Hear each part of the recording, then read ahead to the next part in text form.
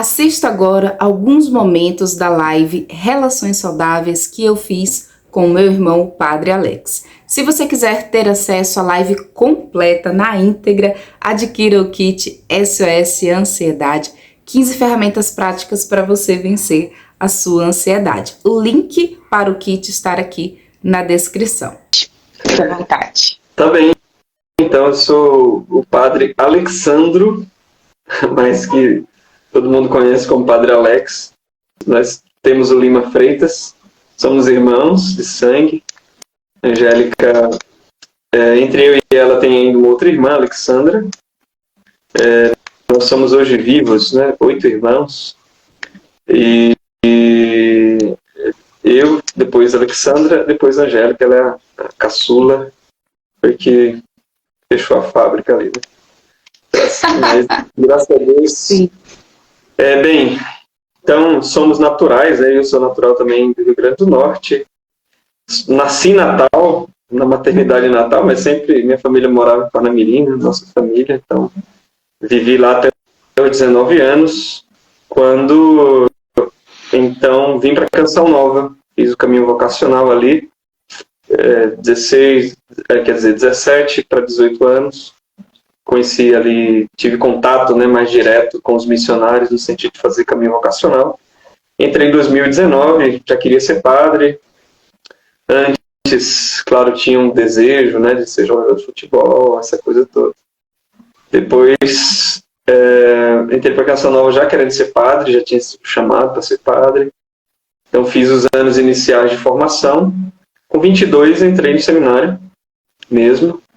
E com 29 fui ordenado padre.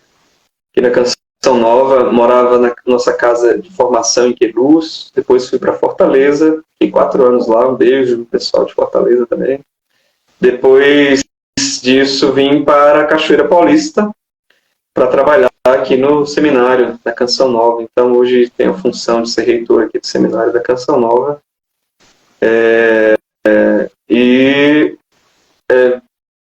Comecei também, né, ter ali a participação no programa No Texto da Misericórdia. Então é uma alegria poder participar, faz parte também de minha espiritualidade, a presença e a dependência da misericórdia. Então também mando um abraço para nas pessoas aí que estão curtindo, pedindo a bênção e falando que acompanham lá também. Deus abençoe vocês. Sim. E é uma forma maravilhosa de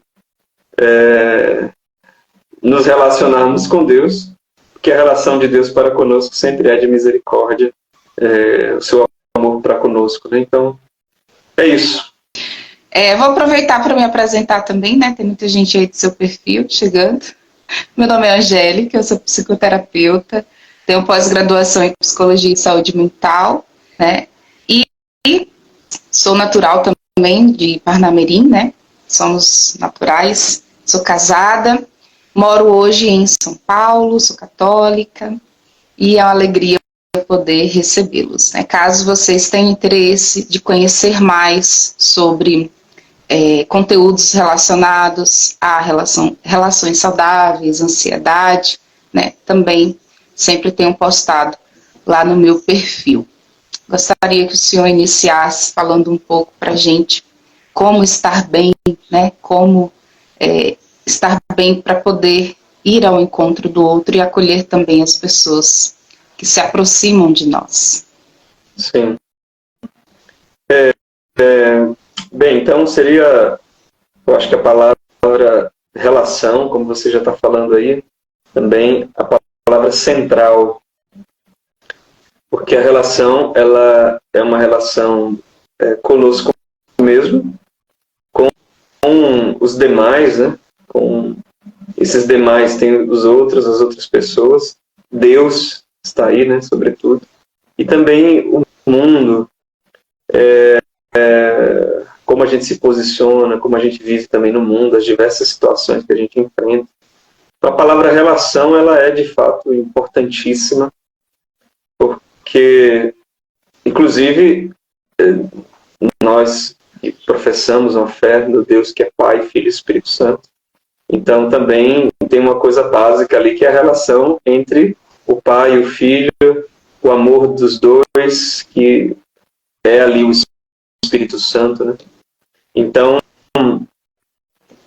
Deus, a gente fala também que ele tem o Filho, que é a palavra de Deus, ou o Logos, ou o pensamento. O Filho, ele é, claro, ele é eternamente, né, o Pai, o Filho e o Espírito Santo.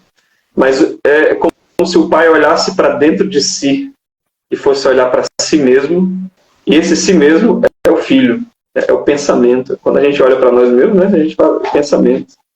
O nosso pensamento, logos, né, que a gente tem daí lógica, é a palavra. A gente também pensa com linguagem, né, com palavra. Quando a gente pensa em nós mesmos, então seria uma analogia aqui dizer, então, que o Filho, Jesus Cristo, que inclusive ele diz, né, quem me conhece, conhece o Pai. Então ele revela o Pai. Vamos dizer assim que Jesus, o Filho de Deus, é o si mesmo de Deus, né? O self. Então, tem essa relação aí de Deus que olha para si mesmo. Até vi uma pessoa dizer uma coisa tão bonita, dizendo assim que Jesus, o Filho, ele é o paraíso de Deus. Porque é a própria felicidade, né? Deus olhando para si. E não é um olhar egoísta, como a gente pode ver. A gente pode ter um olhar para nós mesmos, assim, pecaminoso, né? Orgulhoso, vaidoso. Não é isso. É que Deus olha para si mesmo e vê a sua beleza, que é o Filho. E Deus amando essa beleza que ele vê, é a pessoa do Espírito Santo, esse amor, que vai para o Filho, do Filho para o Pai. E tem uma relação ali, né, de pai para filho, de filho para pai. Então, acho que, de fato, tem esse componente importantíssimo das relações saudáveis, que é a boa relação consigo mesmo. Então, conhecer-se para também amar-se. E ninguém faz esse processo, né, de conhecer a si mesmo sem essas duas coisas, sem se relacionar com o outro. É um ponto que a gente pode falar mais tarde, né? Sim. Mas a dimensão do que o outro revela realmente a gente também, né? A gente também, né? Eu não consigo ver minhas costas, né? Então o outro precisa me dizer. O outro precisa falar, eu não consigo ver aqui minha nuca, né? Fala, rapaz, mas quando eu vou cortar o cabelo, o cabeleireiro mostra lá, eu consigo ver pelo espelho a minha nuca, mas também o cabeleireiro está segurando lá para eu poder ver. Tem outro. Mas tem esse componente de fazer solidão, estar sós consigo e também estar sós consigo, com Deus, né? A oração, a gente via, por exemplo, Jesus, que é o modelo, né, para nós de relações saudáveis, de um homem que vivia relações saudáveis. Jesus tinha os momentos dele de solidão. Veja, ele que veio para servir, dar a vida por muitos, se entregar, se consumir pelos outros, mas ele, então, tinha os seus momentos de solidão. Até para, vamos dizer assim, né, para estar centrado, a gente pode dizer, na missão dele. Tem um exemplo que na Sagrada Escritura, e depois deixo aí também para você falar, já, que é logo no comecinho ali, o Evangelho de Marcos. Jesus está começando seu ministério, vai na casa de Pedro, passa o dia inteiro, final da tarde ali, entra pela noite fazendo curas, ensinando, falando, as pessoas encheu ali, foi um acampamento, igual aqui na Canção Bom. Um acampamento, curou muita gente, não sei o quê. E aí no outro dia diz que ele de madrugadinha ele sai para rezar. E aí todo mundo está atrás dele, né, procurando. Aí São Pedro acha ele e diz: Senhor, onde é que o senhor estava? Todo mundo está te procurando, todo mundo esperando, né? Ele fez o sábado do acampamento, todo mundo já está no domingo esperando. O domingo que Jesus... Aí Jesus diz assim: é preciso que eu vá anunciar a palavra de Deus em outros lugares. Mas ele estava em oração. estava no centro da sua missão, que era escutar a Deus, que era ouvir a Deus. E falar com Deus e oração é uma forma de a gente encontrar ali, perceber, aprofundar a nossa própria missão. Quem nós somos, quem nós não somos, a que somos chamados e a outras coisas que nós não somos chamados. E muitas vezes o silêncio ali, esse ponto de encontro com também o pensamento de Deus em relação a nós. Então, claro que isso você vai fazendo ali com prática, né? Práticas de oração, mas também de silêncio, alguns lugares que você pode também, como às vezes, um lugar silencioso, né? O quarto, um sítio, um retiro, uma viagem, ficar consigo mesmo. Assim, como que é difícil ficar só, né? Às vezes até vejo assim, alguns memes aqui na internet, as pessoas falando que preferem ficar em casa, né? Que preferem assistir a série do que sair e tudo mais. Mas, veja, você não está só, né? Você não está só. Porque você está ali, ou você está no celular, né? Isso aqui, de fato, nos distrai, né, e não nos dá essa oportunidade de encontro consigo mesmo.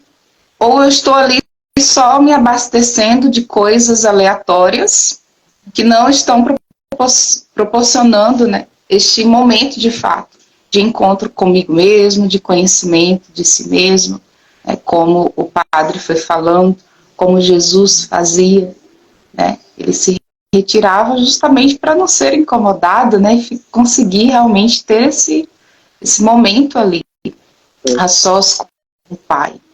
Como que essa busca também, acredito que quando a gente vai buscando, né, esse conhecimento de quem nós somos perante a Deus, né, Santa Teresinha diz, eu sou o que Deus pensa de mim. Só que isso não é fácil a gente descobrir, né? Não é assim, Deus, quem eu sou? E ele, pá, revela. Não é assim.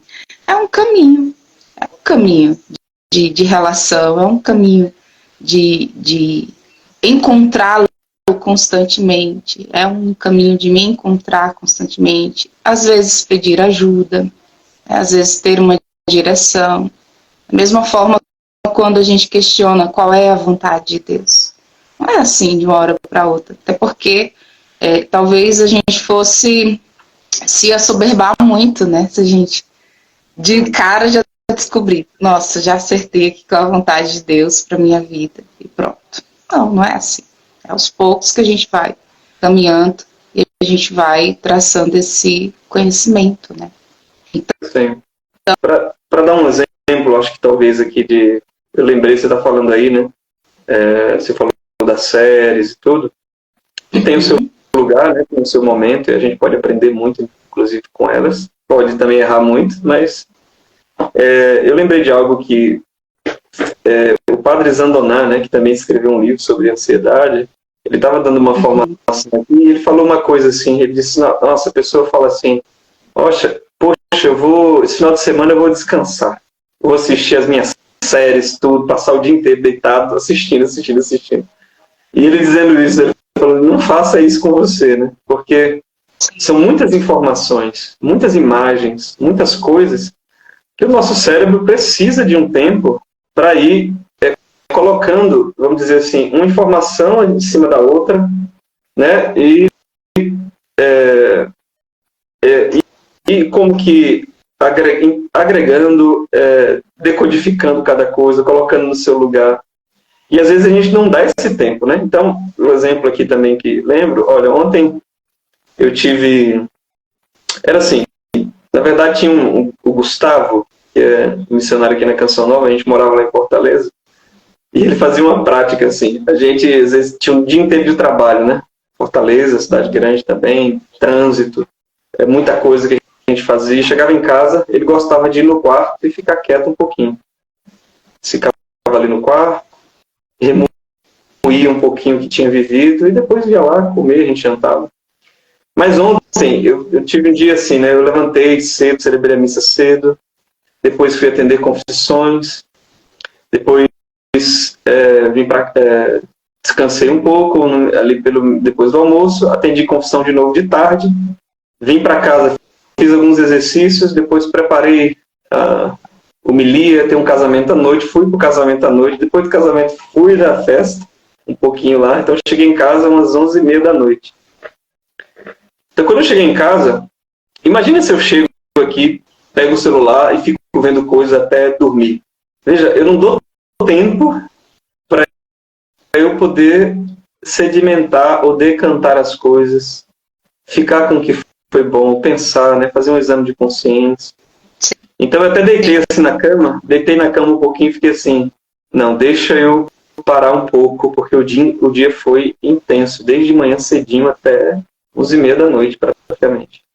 Então essa experiência que eu falei aqui do Padre Zandoná falar, né, de coisas que a gente vai sobrepondo, era como se eu sentisse que realmente era isso, é como se meu dia fosse sendo repassado ali, naquele momento que eu parei para descansar o corpo um pouco e ficar parado, sem fazer nada, dando pelo menos um intervalinho, né, para o cérebro, para ele se reorganizar, para ele se harmonizar, e ele sou eu, né, na verdade, também, né?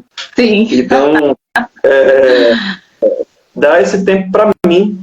Então imagina, você tem uma semana de trabalho, não sei o que, sábado vai faxinar, não sei o que, você fala, agora de noite eu vou pegar aqui e eu vou maratonar.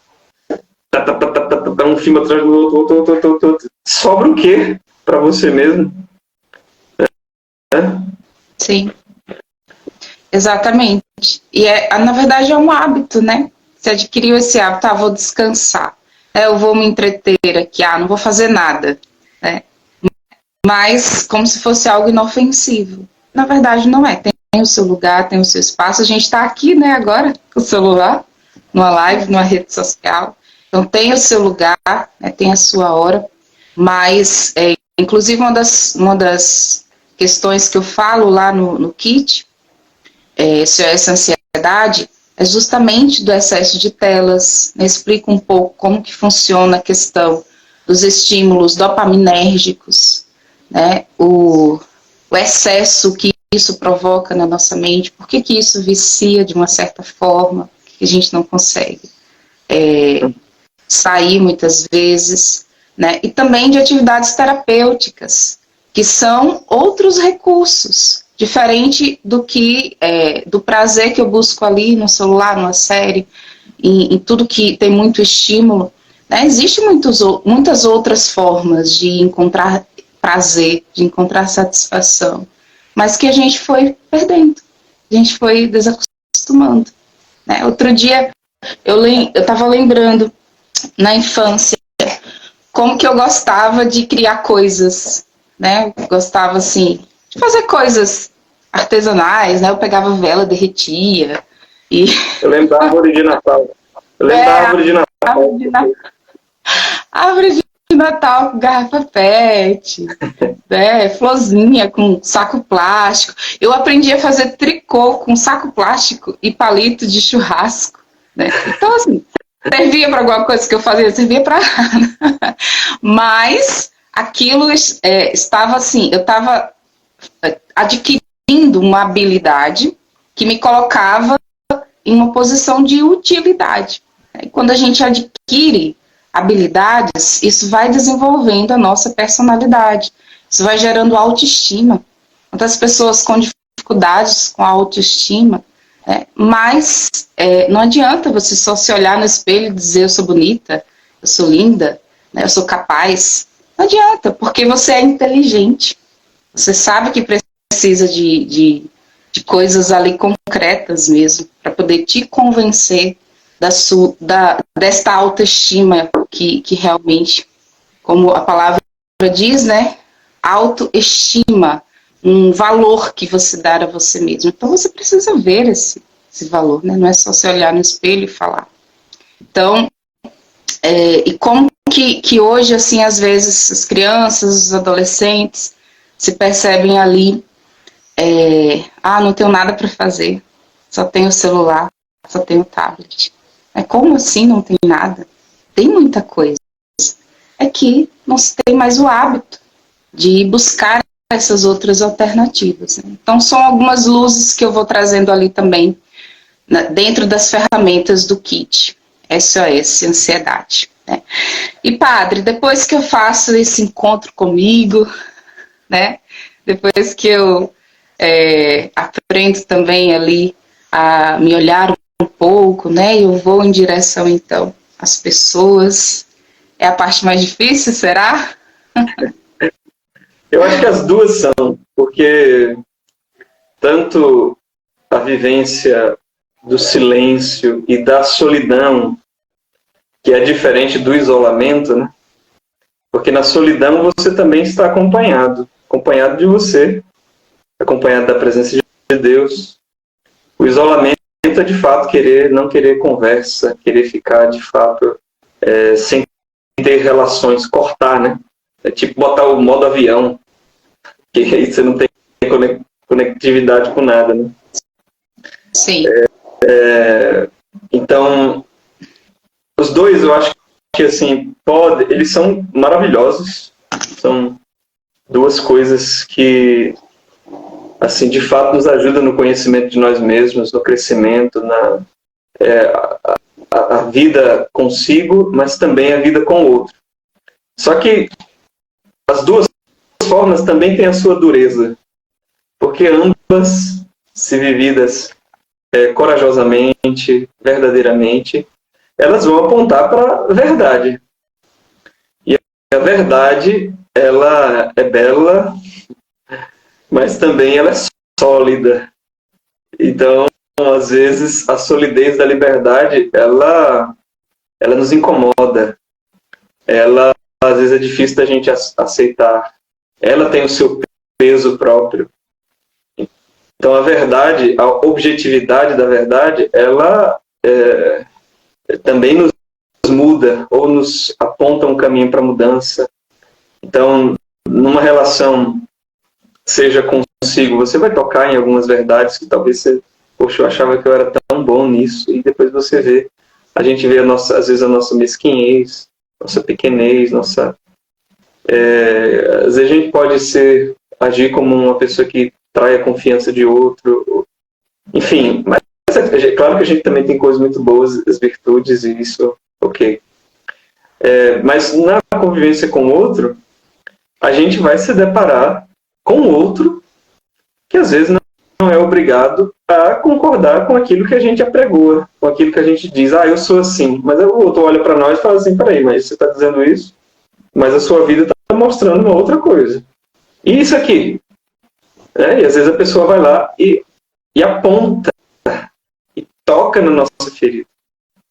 E a gente, claro, a gente quer ser, né, em geral, bem visto, aceito, né, que todo mundo gosta da gente, especial, né, a gente fala muitos idiomas, a gente conhece muitos lugares, a gente muito legal, conhece muitas pessoas, a gente já conquistou muitas coisas, às vezes a gente aparenta isso, né, nossa fala, às vezes ela é como se fosse assim, perfeitos em todas as coisas, e de fato nós não somos.